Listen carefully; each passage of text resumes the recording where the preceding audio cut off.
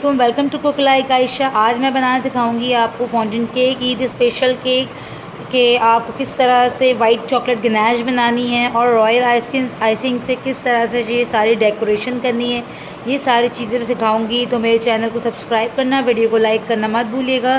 तो चलें हम बनाते हैं आज ये फॉन्टेन केक।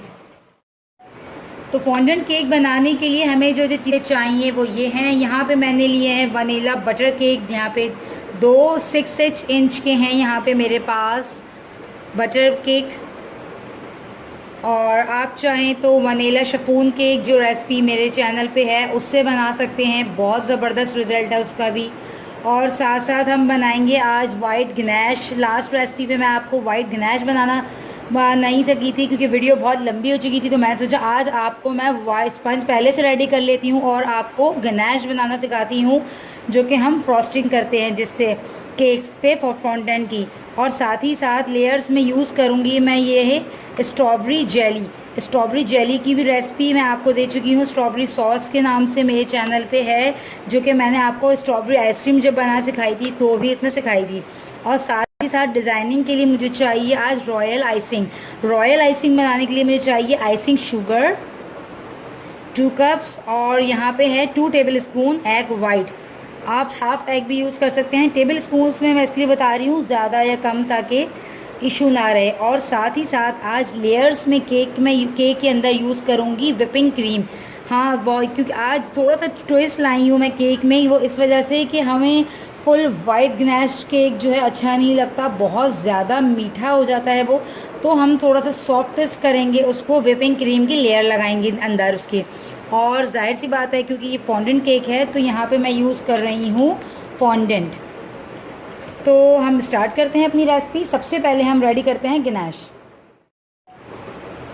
डबल बॉयलर पे जो है मैं गनाश रेडी करूँगी। अगर आपके पास माइक्रोवेव है तो आप माइक्रोवेव में इसको रेडी कर सकते हैं। यहाँ पे मैंने लिए है 300 ग्राम्स वाइट चॉकलेट और 100 ग्राम्स इसमें ऐड कर रही हूँ। इसमें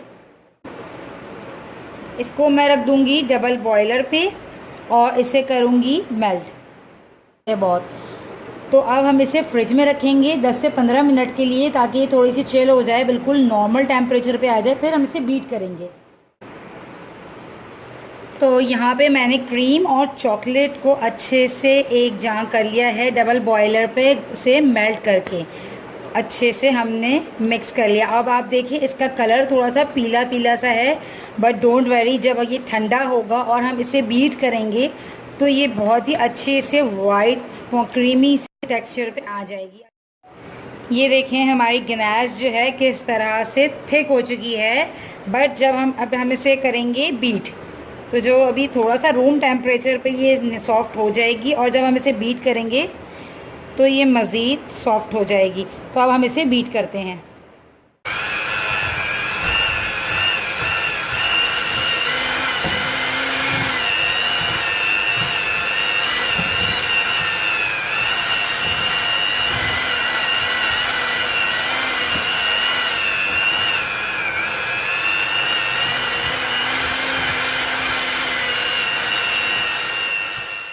तो ये हमारी वाइट गनाश जो है बिल्कुल तैयार है। ये थोड़ी सी थिकी होती है, ये देखें, वाह ज़बरदस्त से। और ये देखें आप इसका कलर भी कितना अच्छा हो गया है।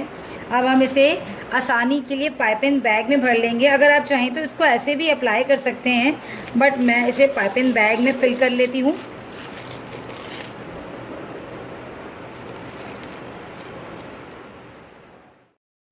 ओके तो अब हम बनाते हैं रॉयल आइसिंग। रॉयल आइसिंग बनाने के लिए हम ले रहे हैं यहाँ पे, सबसे पहले मैं अभी 4 टेबल स्पून जो है शुगर ले रही हूँ। आहिस्ता आहिस्ता मैं इसे बढ़ाऊँगी क्वांटिटी को। और यहाँ पे जिस स्पून से मैंने 4 टेबल स्पून लिए हैं उसी स्पून से मैं यहाँ पे 1 और 2 टीस्पून के करीब इसमें मैंने एग वाइट ऐड कर दिया। अब इसे जो है हम इसे मिक्स करेंगे। ओके और मुझे थोड़े से फ्यू ड्रॉप्स मैं इसमें यूज़ कर रही हूँ लेमन जूस के। 1/4 टीस्पून से भी कम, जस्ट लिटिल बिट।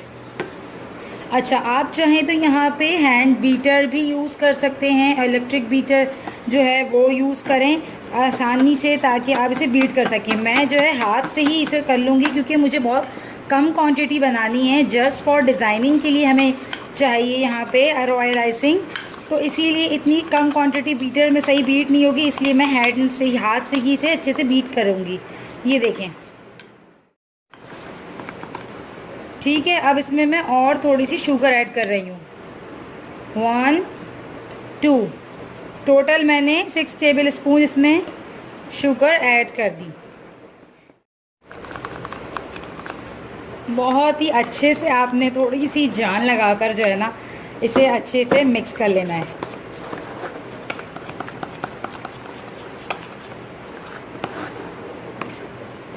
ये देखें,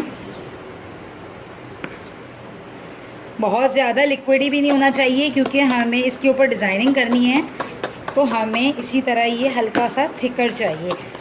जितना आप इसे अच्छे से फेंटेंगे तो ये क्रीमी टेक्सचर अपना देता जाएगा। तो हमें यहाँ पे 2 से 3 कलर्स के बनाने हैं, तो यहाँ पे मैं शिफ्ट कर रही हूँ इसे कलर्स बनाने के लिए। तो यहाँ मैं ऐड कर रही हूँ ये रेड कलर,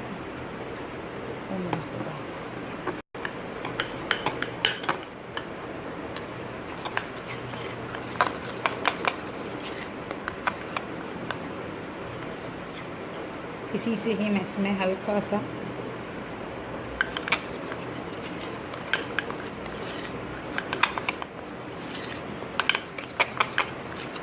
ये बहुत ही खूबसूरत खिलता हुआ रेड कलर बना है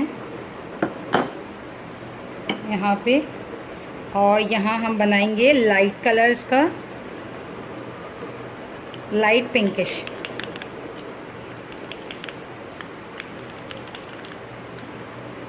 ठीक है,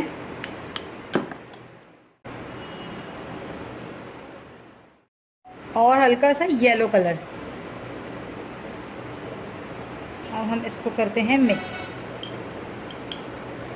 मेरे मोबाइल में जो है असल में सही कलर्स आपको शो नहीं हो रहे हैं, वरना बहुत ही प्यारे कलर्स आ रहे हैं। ये बिल्कुल रेड है और ये बिल्कुल नॉर्मल जो हमारा बेबी पिंक होता है वो है।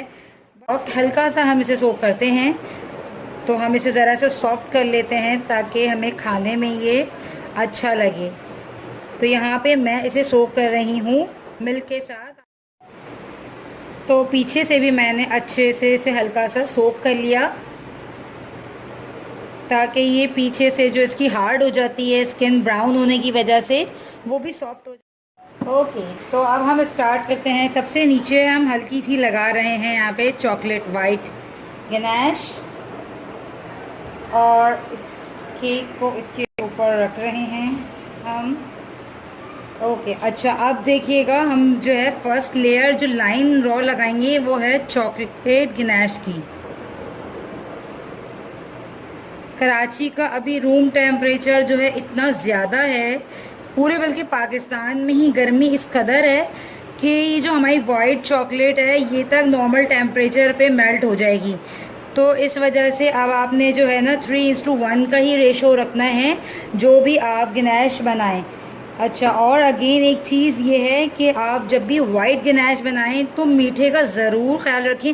अच्छा, मैंने वाइट लाइन, इसकी जो बाउंड्री लाइन दी है वो दी थी मैंने वाइट गनाश से। अब मैं अंदर इसके विपिंग क्रीम फिल कर रही हूँ। अच्छा, तो मैं आपको बता रही थी वाइट गनाश जो है बहुत ज़्यादा मीठा होता है, तो इस बात का ख्याल रखिएगा। आप इसको जब सोक करें इस केक को, तो आप इसे शुगर से, सिरप से मत सोक करें, बल्कि आप इसे नॉर्मल मिल्क से सोक करें। और जो स्पंज बनाएं वो भी मीठा इसमें थोड़ा सा कम यूज़ करें अपने हिसाब से, क्योंकि वाइट गनाश और चॉकलेट गनाश में जो है ये फ़र्क होता है। वाइट गनाश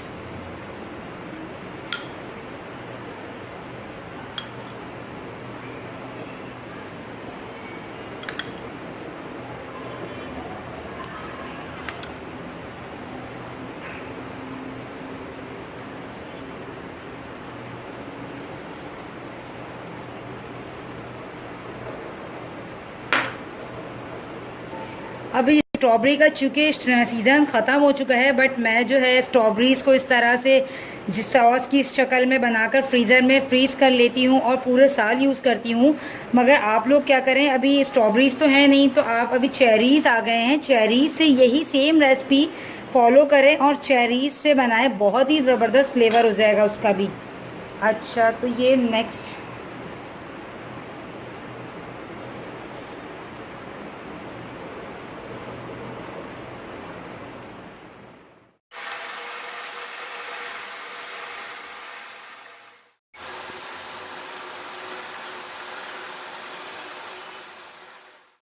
तो अब मैं इसे फ्रिज में रख रही हूँ, थोड़ा सा ही सेट हो जाए हाफ़ एन आवर में, तो फिर इसको मैं मज़ीद फिनिश लुक दूँगी, क्योंकि गर्मी बहुत है और ये स्टिकी हो रहा है बहुत ज़्यादा।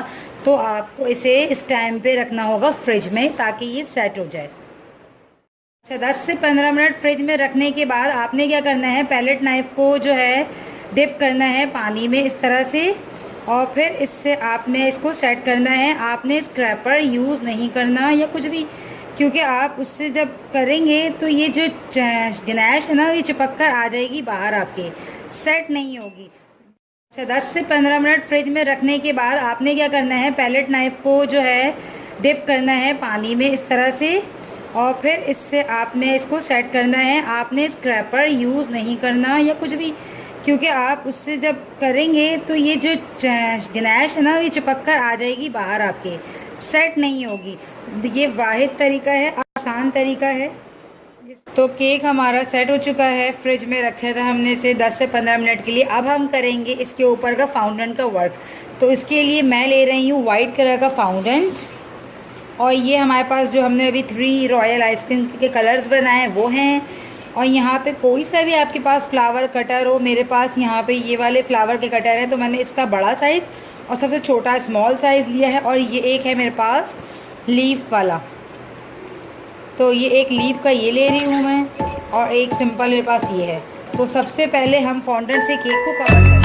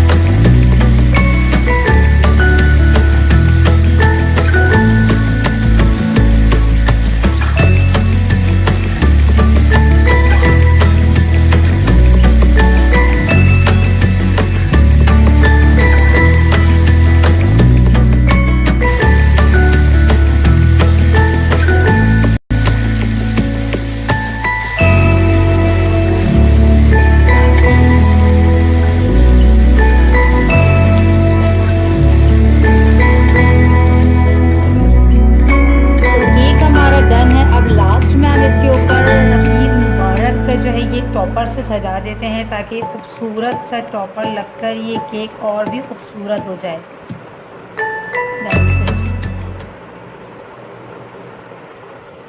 ये देखें, हमने इसमें केक के ऊपर जो है टॉपर लगा दिया है ईद मुबारक का। अब बहुत ही खूबसूरत हो गया है ये, देखें लुक इट। तो मुझे कमेंट करके बताइएगा कि आपको आज की रेसिपी कैसी लगी। मेरे चैनल को सब्सक्राइब करना, वीडियो को लाइक करना मत भूलिएगा। मिलते हैं नेक्स्ट वीडियो में, जब तक के लिए अल्लाह हाफ़िज़।